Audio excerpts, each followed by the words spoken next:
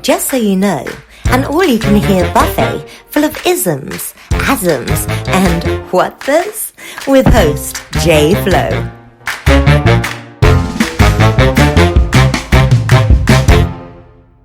Welcome back to another episode of the Just So You Know podcast. I am your host, Jennifer Florendo, aka J.Flo. Today I'm sharing with you part 2 of the fun and intriguing conversation that I had with my friend Ronda Taylor, who took a 3-month journey to travel solo through South America, and 4 years later she's still going. In case you missed part 1, go ahead back and listen to episode 11, and here's what she had to say when she first returned back to the U.S. Enjoy. In our previous episode, talked about how you just sold everything, pursued a dream, traveled solo through South America. What was it? How long had you been gone before your first return trip back to the United States? And what was that like? Okay, so it started as a 3-month venture. Mm-hmm. And then 3 months turned into 6. Mm-hmm. 6 turned into 9. And I cried all the way back to the U.S. because I still wasn't ready to go back. And I needed to. Mm-hmm. So this is now 9 months of traveling solo throughout Central and South America now. I had been through 9 countries. Mm-hmm. Every bit of it was fantastic. I'm crying all the way back home. And because I don't know what my next step is. I just know that I'm leaving, but I am damn sure coming back. Mm-hmm. So I was wondering, did you have it in your head? All right, I'm just going to go home, recharge, reset, restock my backpack, do something. But then I'm coming back and this is what I'm going to do. You're like, nope, I got to figure this out. What was that mindset?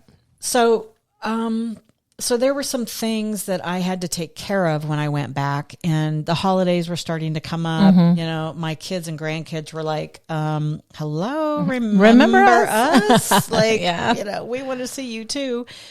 So I flew back it was actually September. Mm-hmm. September 2017 is when I ended up going back.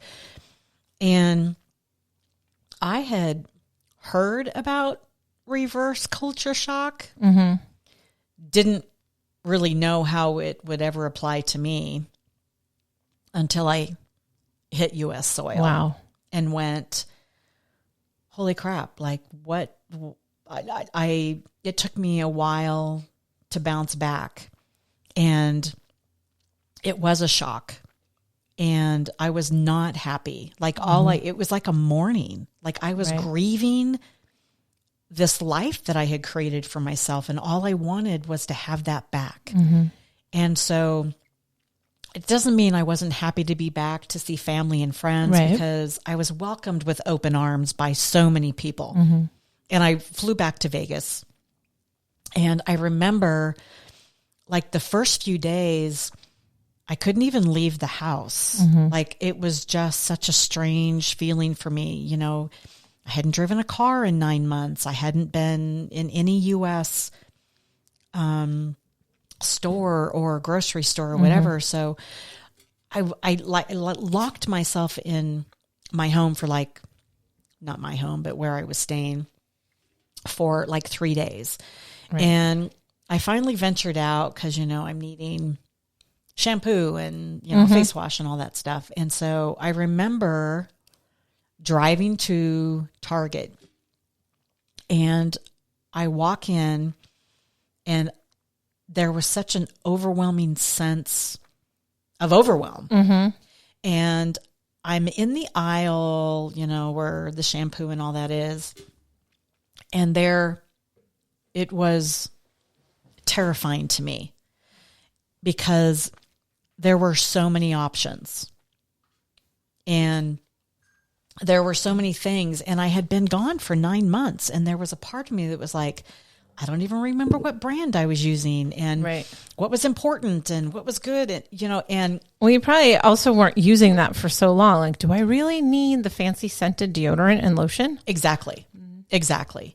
And so it was a combination of what products did I use before? And oh my God, there are so many choices. And I remember feeling so overwhelmed, not just about that, but just being out in public for the very first time. I sat down in the middle of the aisle and I just cried. Oh, wow. I didn't know what to do. Like, I didn't know how to handle it because this was not the way I was living my life for the last 9 months in South America, in Central America. Like, stores aren't like this there and people aren't like this there. And it was very overwhelming and I just sobbed. How many people stepped over you rather than help you? You know what? There were some people that were like, I don't really know what to do with that, so I'm just going to go over to the next aisle. I really didn't need anything down that aisle anyway. Like, you give new meaning to clean up an aisle too. Absolutely. And, so one of the bigger mistakes for me is that I actually went by myself. And I just didn't feel like reverse culture shock was going to be an issue for me. It's like, how hard can it be? It's my country. Right. And what I didn't take into consideration is how differently I was living my life. And shopping was a completely different experience. Like, I didn't go to malls and, those just weren't a part of my experience by choice. And I didn't need anything at a mall.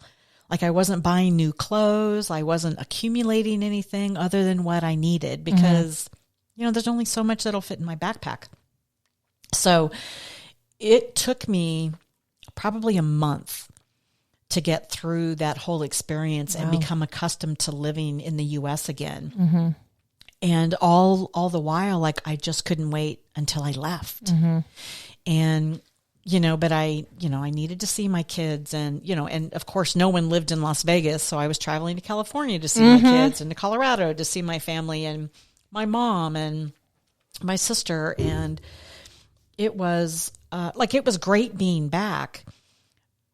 But I felt so conflicted. Right. Like, it was great to see everybody and to be in their presence and to do fun things with them again. But in the back of my mind, like, all I wanted was that life I just left behind because it was so simple. Right. Like, I had adapted to that simplistic life of walking everywhere, meeting really lovely people, traveling. I was traveling by bus. I was traveling by plane. Like, I was living in hostels and volunteering and, like, I wasn't doing any of that, right? Back home. And and people couldn't understand. They're like, I don't even know who you are. Right. And I'm like, I don't either. But I don't either. I just found myself. Exactly. Exactly. So it was actually very, very difficult to come back. And so I got through the holidays and I couldn't wait to buy my ticket. Yeah. And I went back to Colombia. And when was that? That was February of 2018. Now, at this point, you had been home 4 or 5 months. So you were like, you had the itch, you were ready. Right. Right. And it was important that I spend the holidays with my family and stuff like that. But I was never the same after that. I was never the same. And so I went back to Colombia, immediately settled right in to that life that I had left behind because that was my new familiar. Right. And so from that point forward, I've been traveling nonstop. I come back to the U.S., or I had been only during the holidays. So I was coming back around Thanksgiving. I would stay through Christmas. And then by January, I was gone again. Right. And that's the way I've been traveling ever since. And so once I got through, the countries in Central and South America, I was living in Colombia at the time because I had learned that I could stay there for 6 months. And I really, really loved Colombia. It was my number one country in South America. Okay. Peru is second. Argentina. I was going to ask rank. Oh, yeah. Okay. Yeah. So Argentina, I absolutely fell in love with. And if it wasn't so far away, I would love to live there. It's just not feasible for me, not with my kids and grandkids and that. And so it just became my new life. And it's still, and as you can imagine, the pandemic has completely turned my life around. It just feels like this rug was pulled right out from underneath me. And it's not that I'm not used to working remotely, because I am. Yet I feel so isolated because I'm somewhere I don't want to be. Where were you when everything shut down in the spring of 2020? So that's really interesting because I need to take you back to June of last year. Okay. Because I think we left off in February of 18 in Colombia. So if there's anything in there you want to fill in, let's go ahead. Well, no. I mean, I just continued my travels throughout South America, and I went back several times to Peru. I loved Peru. Machu Picchu was one of the most amazing experiences of my life. It was on number one on my bucket list forever. And that was something I got to experience my first year of traveling. I participated in ayahuasca ceremonies that were life-changing for me. Went down to southern Peru, traveled through Lake Titicaca. That was amazing. And I have all this video coverage and photos that I've yet to do anything with. And so, I just had amazing experiences, went through Ecuador, and this is all while volunteering as well. So then I went back to Colombia and was living there, and my mom wasn't doing well, and I got the call from my sister. So within 48 hours, I had to go back. And within less than a day of arriving, my mom passed away. I'm really grateful that I was able to be there to be with her during that time. And it took me a while to bounce back from that. So probably 6 months later, it's now the holidays. So I'm with my kids, of course, spending the holidays with them. And then my plan was to go back to Colombia in January of now 2020. And it didn't happen that way. So I had been back because my home, kind of like my home base. So my youngest daughter lives in Colorado. So I spend the majority of my time there when I'm here. And if I'm not in California with my kids. And so my daughter called me. This is now January. My daughter called me with the tragic news that her husband had just passed. And so I immediately jumped on a plane back to California. Spent 2 months helping her piece her life back together. They have 2 children. And so now it's the middle of March, and she's decided that she wants to sell everything and move back to Colorado because that's where I had raised my kids. So that was the plan. Had everything loaded up. We're driving back to Colorado, and the weekend we arrive, the pandemic hits. So just by default, I was in Colorado, and so that's where I've been ever since. And with the exception of finally thinking outside of the box a little bit and trying to figure out what other countries will have me in this moment. And of course, coming back to Vegas, this is where my community is, my friends, my tribe. There are so many people that I care about that live here and who care about me. And it's just always been one of those places where I just feel like I fit in. And so I love coming back to Vegas. And so now I'm here, and back in September, I recognized that Mexico Mexico will let me in while I'm waiting for other international borders to open. Might be waiting a little while, but it's fine. Right, right. So, like, what's next for me is Europe. So I have covered Central and South America. I'm good. I will always want to go back, and I likely will, because there are just too many countries in South America that I love. And I've made so many amazing connections, friends, relationships. And so I will always want to go back. But Europe is really where I want to go next.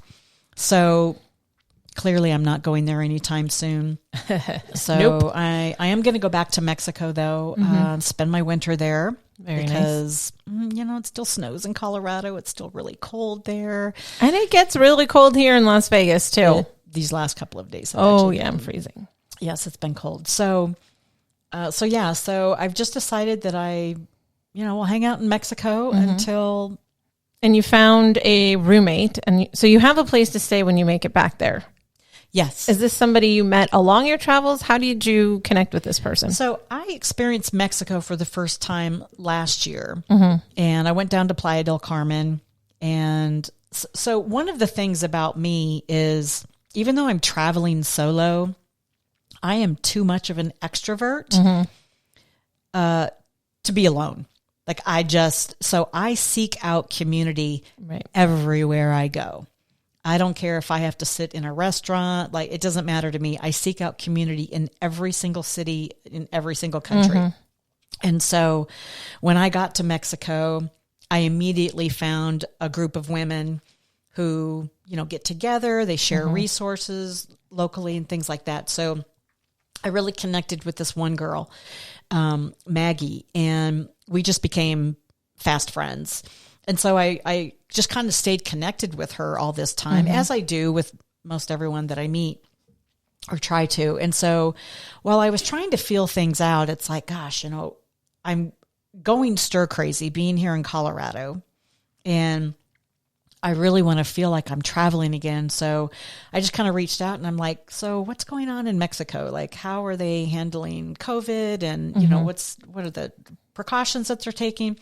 And I had also done enough research, and, what she shared with me gave me enough confidence to feel like I would be okay. Now, everyone else, on the other hand, thought I'd lost my mind. They're like, what do you mean you're leaving the U.S. in the middle of a pandemic? And I'm like, probably not the safest place to be, if you ask. And I'm like, peace out. I'm gone. I needed to feel like I was still traveling. Like, it's just become who I am. Right. And this time has become so challenging mentally and emotionally for so many. So to take that happiness away from you, why would you do that to yourself? Right. Exactly. And I needed to connect with that part of me again, because I was missing that part of me. I was missing that part of my lifestyle, obviously. So, and she said, by the way, my roommate left. So I actually have a bedroom available with a private bath. And she said, you are welcome to come and stay here. Because I said, I just want to come down for a month. And so I did that, and it was perfect. It was exactly what I needed. And this is the interesting thing is, when I'm traveling, I get more and more work. Like, more book projects start coming my way, and like, things just flow. And so when I'm traveling, my publisher is just like, she's like, you just need to keep traveling, because when you travel, we just keep getting book projects in. Right. I'm cool with that. So I was really productive, and I loved my time down in Playa del Carmen. It was really, really beautiful down there, really hot and humid when I went. So that was a little challenging. And it just occurred to me while I was down there that, that's another place that I can live for 6 months without having to, apply for residency or anything like that. And I was like, wow, that's like winter months. And that would be really cool. And, so I was like, okay, let's see, Colorado winter, Mexico winter. Yeah, I think I know what I'm going to do. The choice was easy there. Right. So yeah, I'm going to be going back to the same apartment, and I'm in a safe neighborhood. I'm a 20-minute walk from the beach. I've got all kinds of restaurants and shopping around me. Like, life is simple. Is there an air mattress there with my name on it? There is. Okay. There is. I have my own air mattress. And so, yeah. Okay. Yeah. I got to renew my passport. I think when we were talking over this weekend, I'm like, oh, crap. I got it the year I got married, and that was 10 years ago. So I think yeah. And that's really bad after it expires to start all over. Well, especially now, because they're not in a rush to renew anyone's passport. It's not their priority. Well, maybe I won't get down there in this 6-month trip. I would try. I'm not writing it off. I needed to renew it in April or July. So I probably would have been screwed either way, but yeah, I'm going to work on it. So now I'm looking forward to going back to Mexico, where the temperatures will be better than they were when I was there in September. So, but I'm on my way to Europe someday, because in April I had a ticket to fly to Portugal, because I was walking the Camino from Portugal to Spain. That's how I was going to start my journey, my European travels. And obviously that got canceled. So I'm really...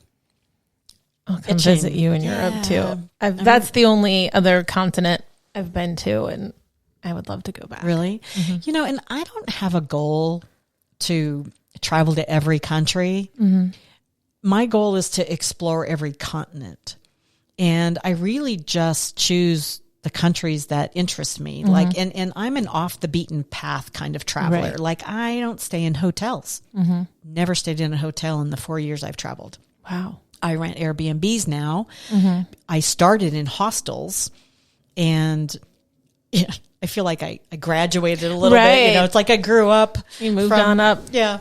So now I just rent apartments through Airbnb, and it's a way for me to still feel like I have a home, because it was difficult for me at first. And I remember having this meltdown, like, oh my God, I don't have a home. And then, like, I just had this epiphany one day when I was sitting in Nicaragua on this beautiful beach area, that home is where my heart is. And once I was able to accept that and, like, really embrace it, I have never looked at, home the same. That's interesting.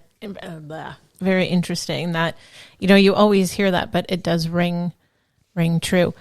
Do you get, and I know in this day and age, everything is digital, but do you get any mail? Isn't there anything that can't be emailed to you? Physical mail, no. Like, I don't have an address other than the one that I use my daughter's address.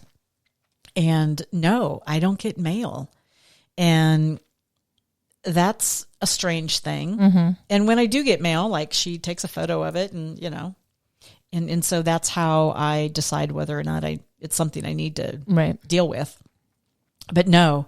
But I do love sending postcards out to friends and family. But sometimes, it never makes it to the destination. Sometimes it takes 3 months. I remember when I was in Nicaragua, I sent Christmas cards out to everybody, because I spent Christmas and New Year's there, which was a really fascinating experience all in itself. And I think it was April when, I was getting photos of, look what I got in the mail. And I was like, I sent that in November. Oh, wow. Yeah. So, but that's kind of just part of the fun too. But what I started doing for my grandkids is I have collected currency in all of the countries that I have visited. And so I save 4 of everything, coins and the paper money. Well, it's plastic actually.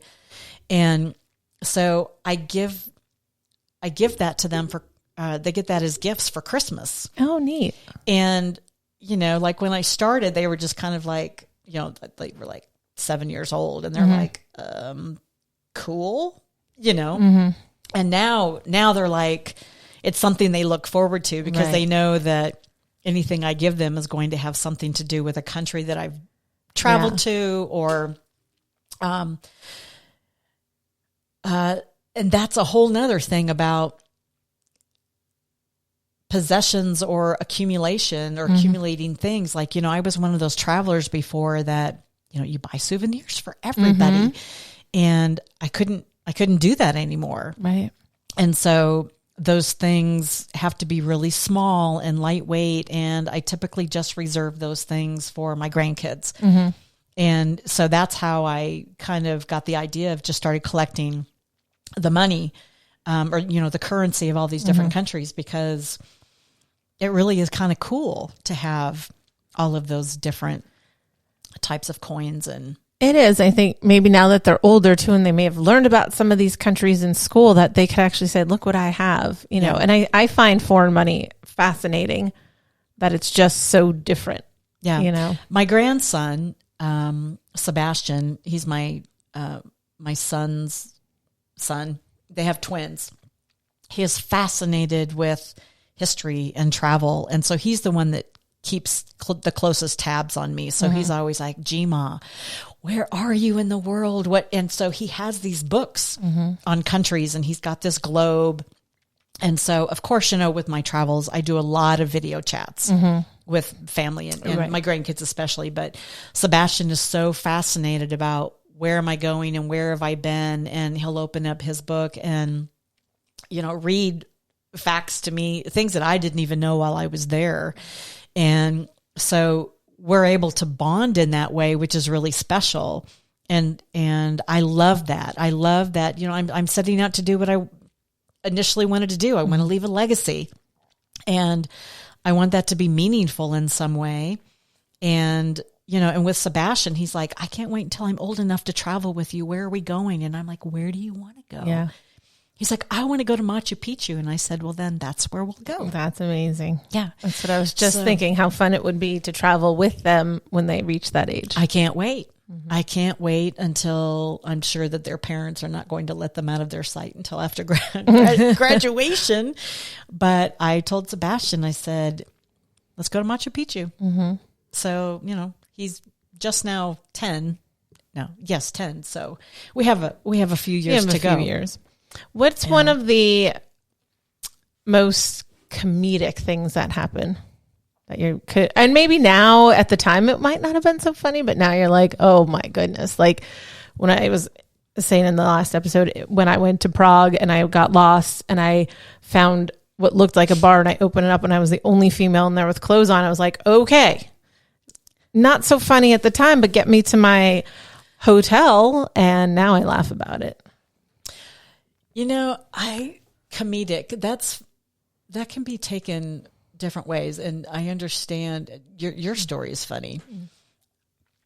So comedic, I guess, would have to be like in the beginning of my journey where it was just like, what do you mean you're now taking me to an ATM machine? And I thought I was going to be part of some kind of like a lineup or something, So there have been a lot of things like that have happened. And so I was in Chile, and I had, it wasn't really comedic. It was actually kind of sad, but it ended up being, the story ended up ending well. So I was actually on my way. I was in Chile, and I was on my way. I had a whole trip planned to go down to Patagonia. And I ended up booking this whole trip, and the book project, there was a book project that came up, and I wasn't able to end up doing the trip. So I had borrowed, so the guy that I was, the Airbnb guy that he loaned me his suitcase. And so I was like, I'm just going to take, since I can't go down to Patagonia, I'm going to just hop on over to Argentina. And he's like, well, don't take all of your stuff with you. Just take this little, because I was only going for a few days. And so he loaned me his small suitcase. And he also did a lot of traveling too. So I went over to Argentina, and like within a day, he's like, I need my suitcase back. I have to go on a trip. And I was like, what am I supposed to do now? So now, mind you, all of my things, the majority of my things are at his house, and I'm now in Argentina. And like, it wasn't really like, I can laugh about it now, but you know, like things like that, you can't plan that stuff. So I ended up having to, you know, cut my 4-day trip short, right? Fly back so that I could get my things. Cause he's like, I'm leaving. Like I have to leave for a couple weeks. So there were things like that happened a lot. What would you say to anyone, old or young? Well, age is irrelevant. It's just a number. What would you say to anyone who maybe in a situation or mind frame that you were when you ignited the idea for this trip, or anyone who's just kind of feeling a little bit stuck, like, and obviously now is not probably the greatest time to start it, but anything, what would you say, or what would you have told yourself 10 years ago if you wanted to start this?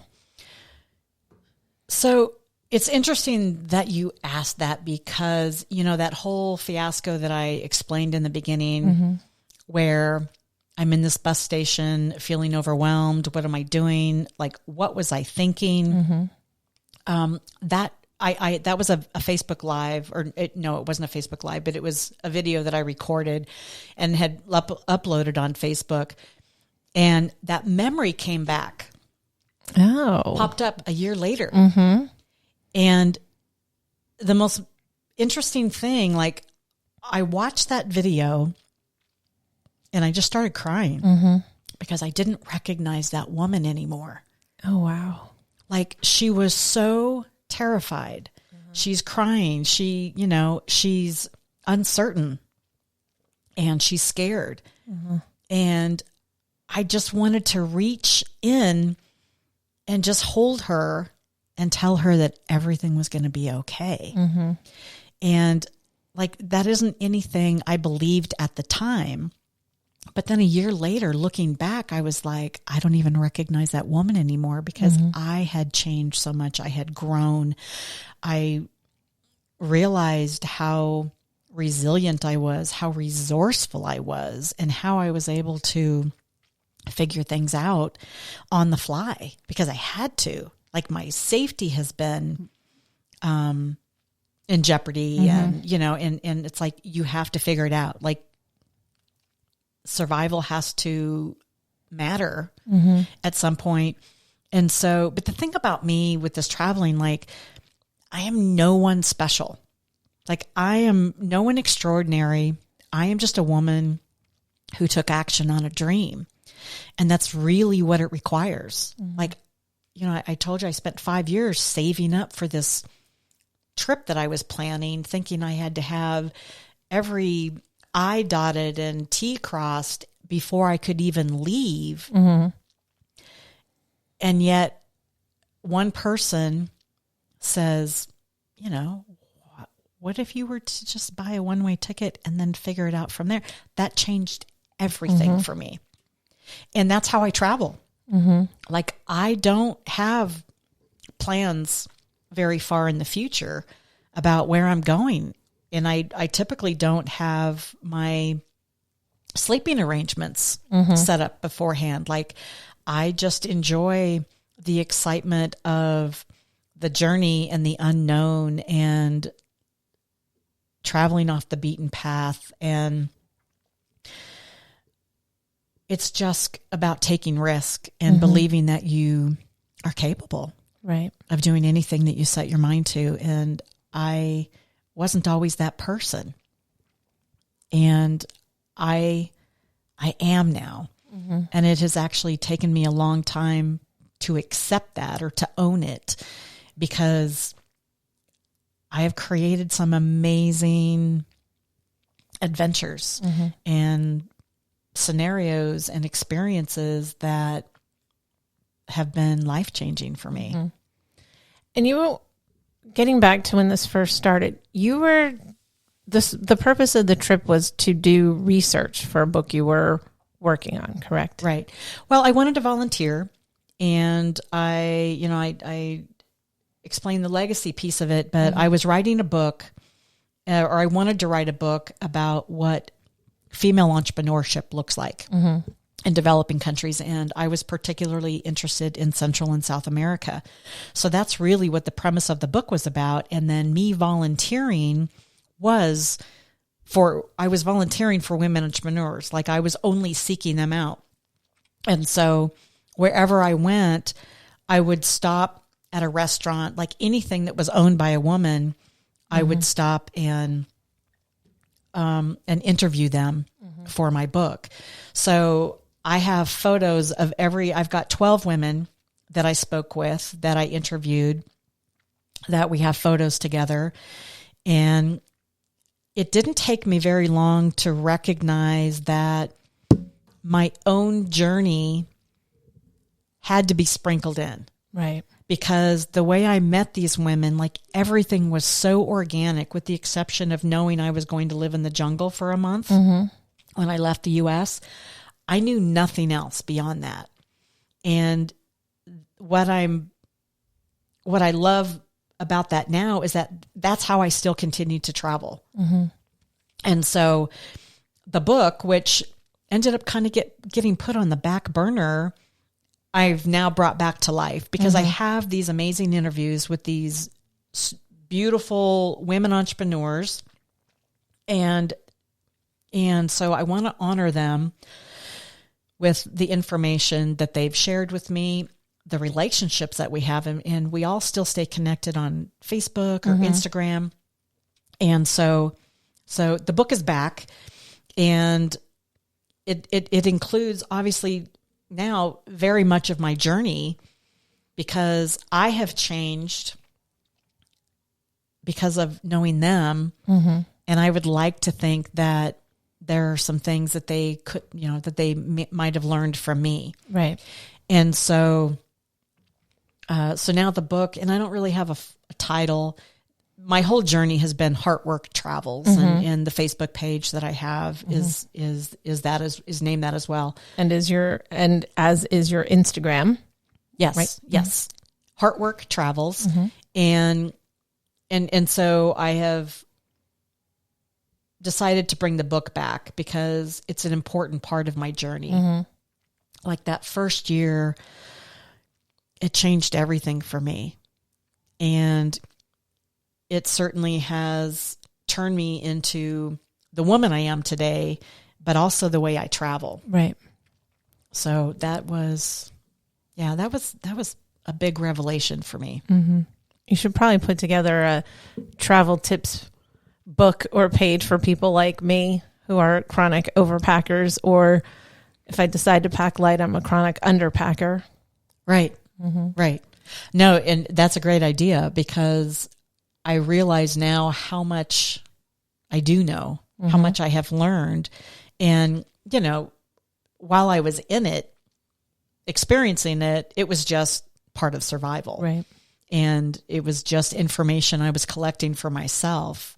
However, now that I'm 4 years in, it's like, I've really learned a lot. And maybe there are some things that, I have.